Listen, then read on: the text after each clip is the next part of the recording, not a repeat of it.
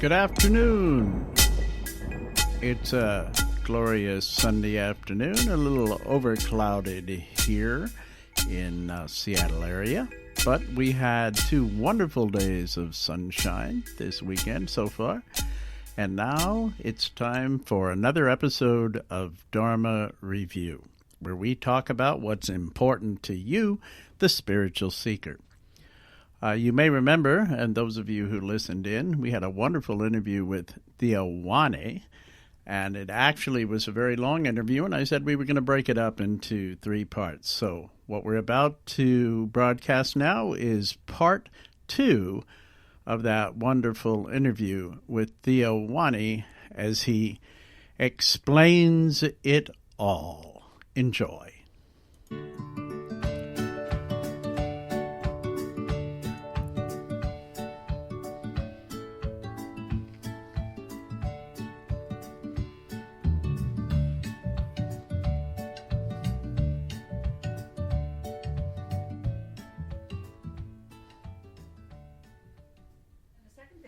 My spiritual path. So what am I learning? How do I learn? Right? So I said there's no difference between my spiritual life and my work life, right? Well, Okay. here's an example, right?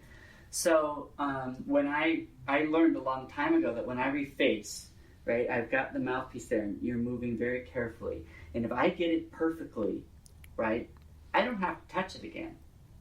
I can do it in maybe 30 seconds, right, with intense focus, or I can do it in about 30 minutes with less focus because I'm not quite nailing it right on. Okay. Right? So that kind of focus. So there was another part of mine that had a little error in the machining.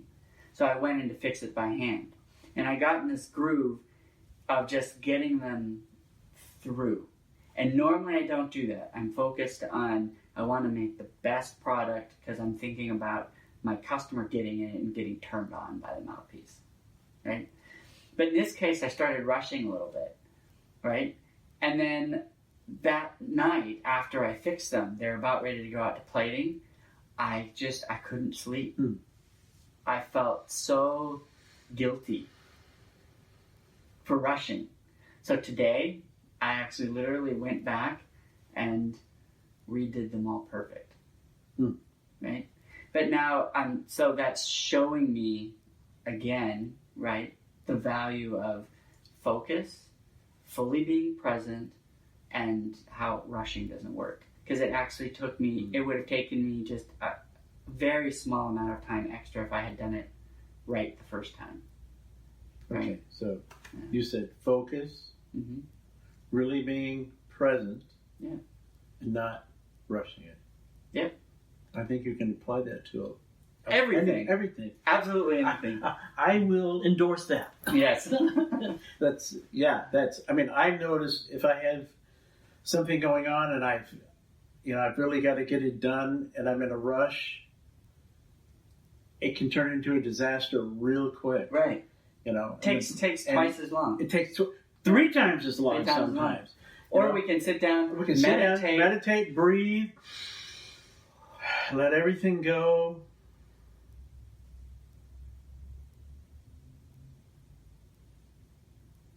And then start again. And then clarity. Yeah. I used to believe in intuition. Yeah. I don't think it works that way, though. I don't think there is such a thing as intuition. I think what there is seeing with the colored glasses on or without. And intuition is just removing the mind cloud. Oh, that's an interesting. So you're just seeing things as they are, right? And when I say seeing, you're seeing. Okay. We have access to Brahma consciousness. We have access to basically everything. The knowledge of everything is right here, right now. Within it. So if we get to nothing, let go of what it's like the thing. Just stop thinking about what you're thinking about, and then it will just come to you. Well, that's literally how it works. I mean, that's actually a mechanism, right? I mean, because the mind doesn't have the answer. You have to access the part of you that does have the answer, and that's the not knowing. The not knowing actually is the one that knows. And that's, again, one of those contradictions that which is actually not a contradiction, right? But it's like all those moments of like, aha, right? They don't happen from the this, aha. No, it's not how it works. It's just like, it's like, oh, I fucking give up. Oh my God. Right? Yeah. It's because once you give up, you can now access Brahma consciousness. You don't know you're doing it because you're doing nothing. Right? So doing nothing is the best way to be, because then all of a sudden you allow the knowledge to be there. So now that's how I design saxophone mouthpieces. So I don't stress about it anymore. I mean, it's just like I used to be like, okay, I've got this deadline, now I have to do this. Right. And then I just literally would drive my mind crazy. Yeah. And I have come to realize that that's been actually a big source of my migraines my whole life. Migraines come from the overuse of the mind. Using the mind in a way it wasn't intended to be used. And yet we're taught to use the mind in this way to come up with the answers that it doesn't have and can't have. So if we're trying to get answers from the mind that it's literally not designed to have and doesn't have, right? Migraine. It's like cramp. It's like it'll cramp up. Migraine. So I like finally, since I've been 13, I've been having migraines. I'm finally understanding what the hell they are. I mean, it's taking me my whole life. And so now my migraines are starting to dissipate because I'm actually realizing, and so when I design a mouthpiece, I'm like, intention. I need the world's best mouthpiece that sounds like this. And I know what it is because I've heard it. I know it. Do I know what to do? No? Okay. What do I know what to do? Oh, that needs to get, go do that. Fall asleep, wake up in the morning. Boom. Oh my God. Call the CAD designer. I know what to do. Or now I've got sheets, of like what to do for the next design. I go down to the sheet. I write, now I know sound translates into shape. So I take, on this shape, change the angle so far, change this from a radial arc to a conic arc, change this from 0.5 millimeters to 0.4 millimeters, make these subtle changes. And then now, literally, I have about 95% success with every change I make. Literally sounds better in the way I wanted it to. Wow, congratulations. Yeah, actually, I'm realizing that as I'm telling you this now. Actually, I'm like, looking, and I'm going, I can't remember the last time it didn't. Whereas when I first started designing, it was pure trial and error. Try 10 things, succeed at 1. Try 10 things, succeed at 1. Learn what doesn't work. I have no idea how this thing works. So trial and error work. I mean, life is trial and error. That's how come there can be no mistake, because it's a trial and error universe. Literally, that's my belief. Trial and error universe. That's how come you can't make a mistake. Literally, because you're supposed to make mistakes, because that's how you know what the right thing to do is. Because if you couldn't make a mistake, how would you know what the right thing to do was? I mean, it's a real question. Well, because some book told us, or someone on a pulpit told us. Right. Or some professor told us. Right. Isn't that the way it works, Theo? That's what they say. Okay. Oh, because I was going to ask you the next big question, and that is. Actually, this opens up a whole can of this is really spirituality. This is really fascinating about to be able to. You've shared your process with us, really, which is fascinating. But so now I'm going to ask: do all of these realizations happen merely from experience, or did some teacher clue you in, or some master share some fine point that was a key that opened things up for you to be able to understand how to operate this human machine? Yeah, I'd say there's 4 things. Okay. Just popped in my head. See if I can remember them. I mean, literally just popped in my head. But, there's the wise one who told me something that you go, oh, yeah, right? Or you just go by faith, or trust, not faith, trust. You just trust them to try it. Okay. Right? And then there's the same wise one who wasn't actually wise, but thought they were wise, Oh. who told you something, and then you do it, and then you screw up your life a bit. Ouch. Right? Yeah. And then you start to lose faith. Okay. And then there's the experience that you have that actually works, and then there's all the other ideas that of how I think it should be, right? But it actually isn't really. I'm not checking it out with reality, and I have come to realize that obviously in those there's only two that work, and they're actually the same thing. They're actually the third one. So the only one that actually works is my own experience. That's it. Only my own experience tells me what's real. And anything I'm experiencing is real. Right? So this whole thing, life is an illusion, is incredibly dangerous thought, because it leads into this, life's not real. I met this guy once. Right. He went to this amazing, he was at Pt2, and he did the Who Am I process, I've talked about before. And then he had that experience of I am nothing. Okay. And then he was like, well, I'm nothing. I need nothing. I attached to nothing. And he had the legitimate, real experience. Okay. And then he gave his car away, and he gave away, all these things because he didn't need anything. And then I was sitting with him like a month later, and we're sitting there, and he's going, giving my car away and all my presents, it was one of the stupidest things I've ever done.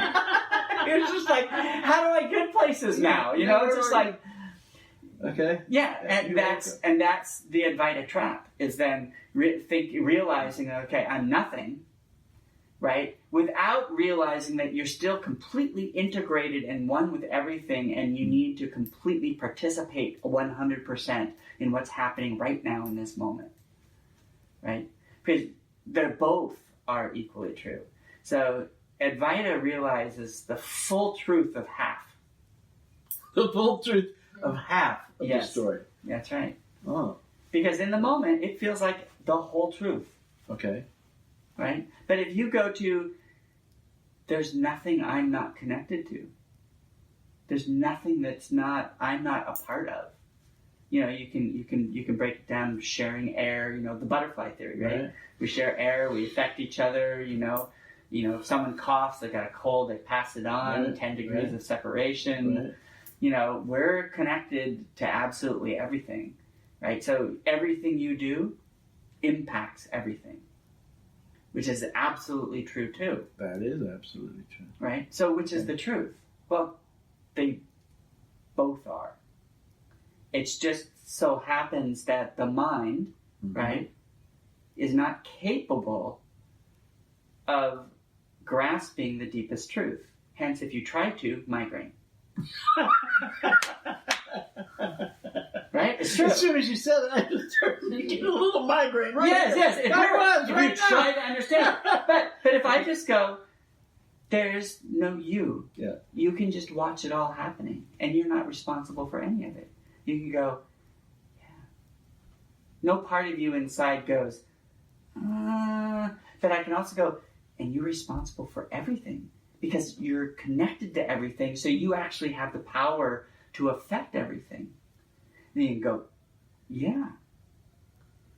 And it's only the mind that has a problem with it if it tries to make them work logically.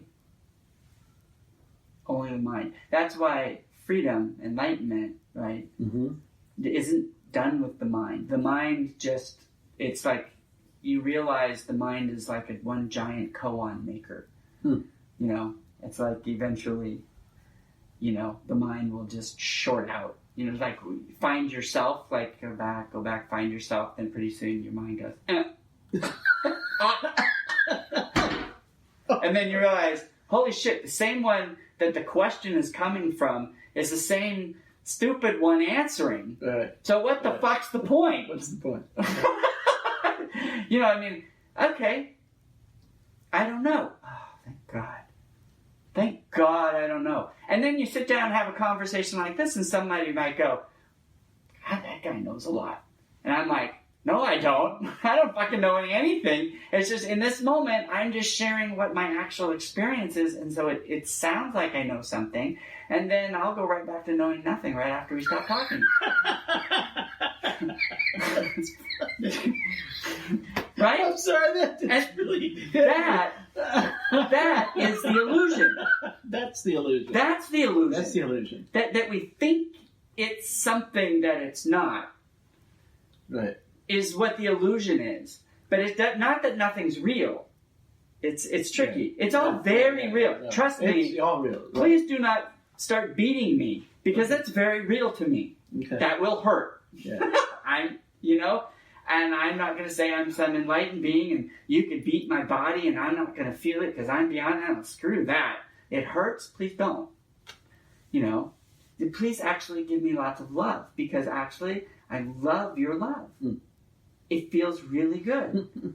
You know why I'm married right now? Because I love having someone to love, and I love how much she loves me. And we live in this little love bubble. And I freaking love it. It's great.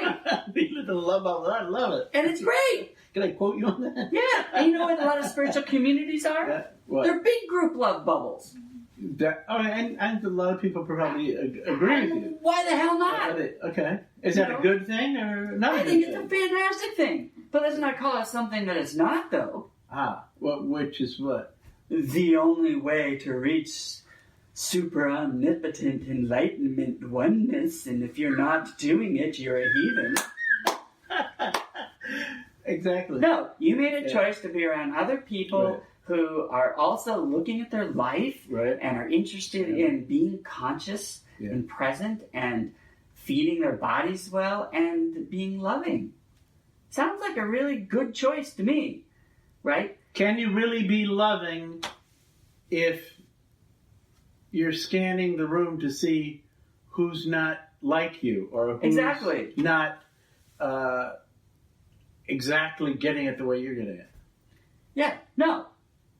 That's not love. That's not love. No, it's not. That's judgment. That's separation. And that's mind. Because the mind does that, and the mind is supposed to do that.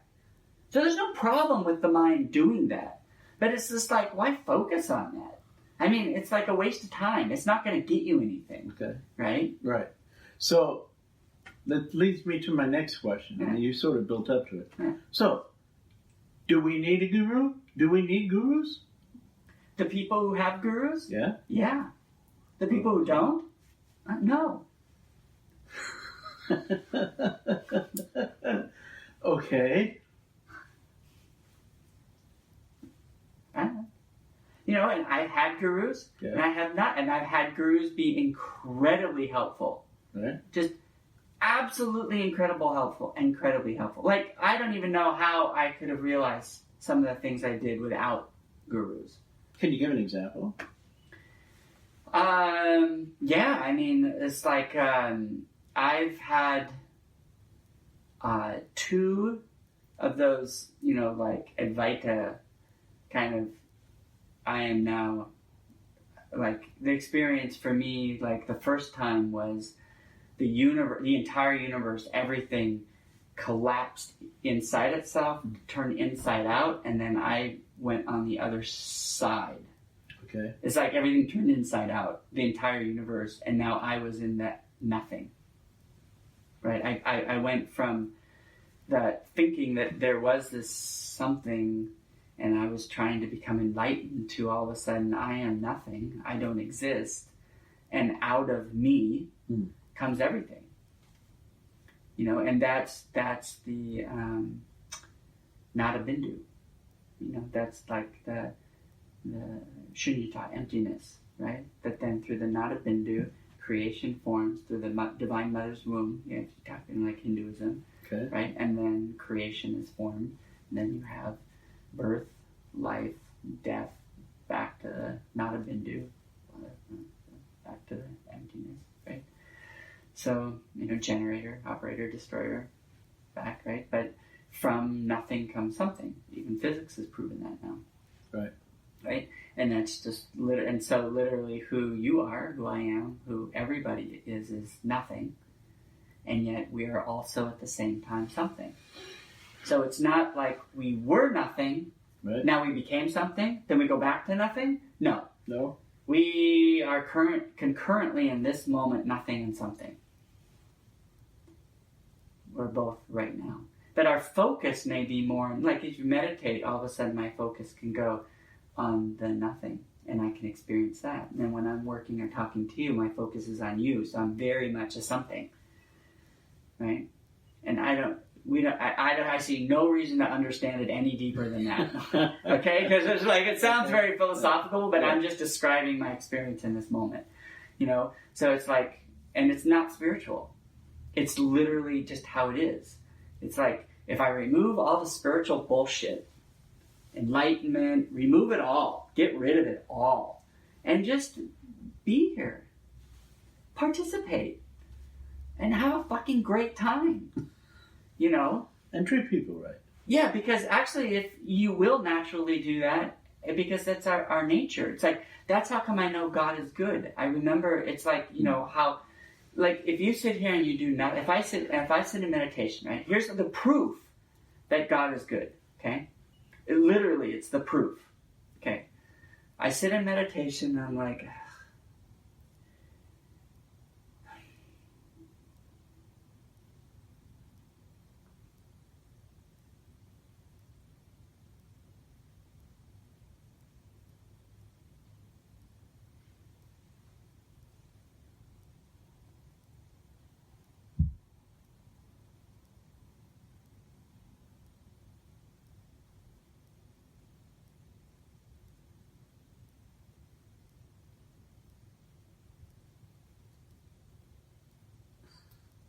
I do nothing, and all I am is taken care of and loved. My body straightens itself. Have you noticed that in meditation? Mm-hmm. That's what it is. It'll just naturally straighten itself. Your mind will go down, and then you'll just naturally feel peace and love. If you do nothing. So meditation is the process of learning just how to do nothing. The real nothing, though. Not the concept of nothing. Okay, I'm doing nothing. No, I'm doing something. I'm tense. I'm concentrating. Right? But to truly do nothing is to allow the mind to take care of itself. And what will it do? It'll heal itself. Your body naturally heals itself. Your body heals itself. Your mind will heal itself. Your emotions, if you allow them, they'll heal themselves. We are like constantly being loved and cared for.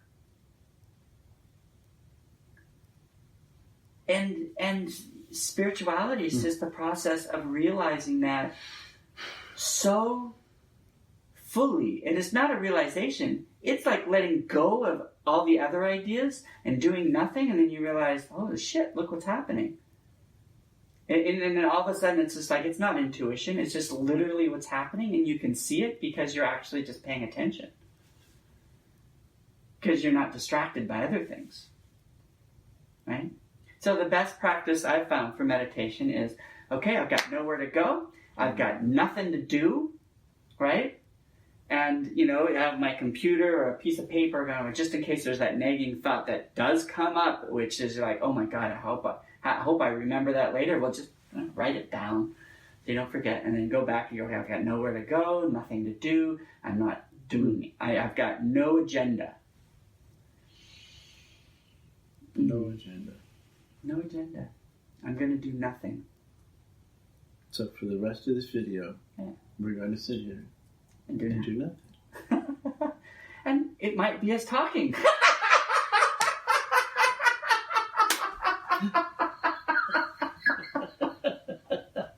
Okay. Oh, good. I don't know. Are you winding the podcast up? Well, I'm trying to. Where do you go from nothingness? I mean, from letting everything go. Yeah, but the key with that is also participating fully. Because like doing nothing and participating fully are the two halves of the same coin. Ah. Right? Yeah. Because otherwise, most of the time, spiritual people, and I say this with all due love because this was me and I went through hell. I mean, literally went through hell to,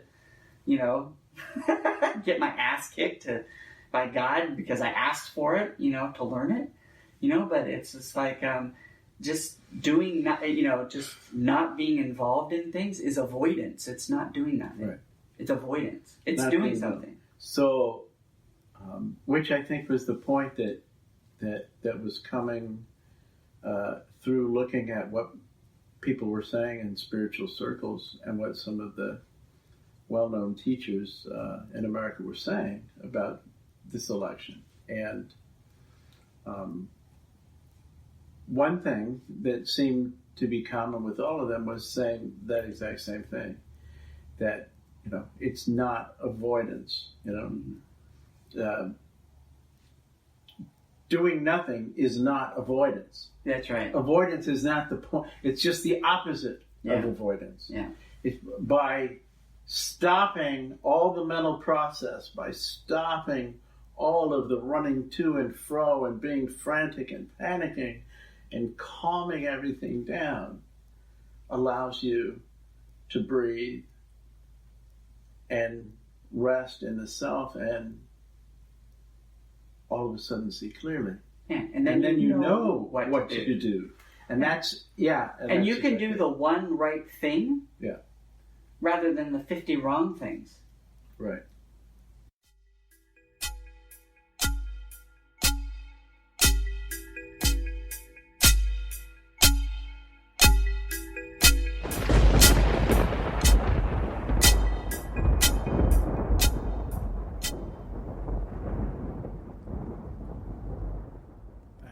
Was Theo Wanne explaining it all.